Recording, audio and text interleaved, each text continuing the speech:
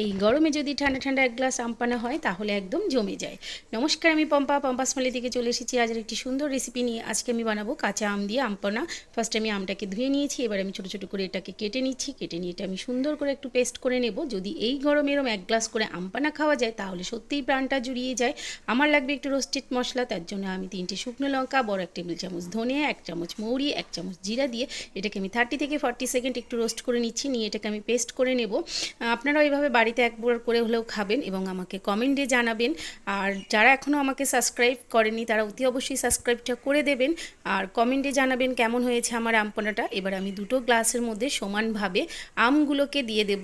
দিয়ে এর ভেতরে আমি দেব 1 চামচ চিনি, দেব গুঁড়ো মশলা, আর দেব 1 চামচ করে বিট লবণ, আর দেব ফ্রিজ থেকে ঠান্ডা ঠান্ডা জল। আর আইসটা যে যেমন খাবেন সেরকম দিতে পারেন। আমার ঠান্ডা ঠান্ডা আম পানা রেডি। যদি আপনাদের ভালো লাগে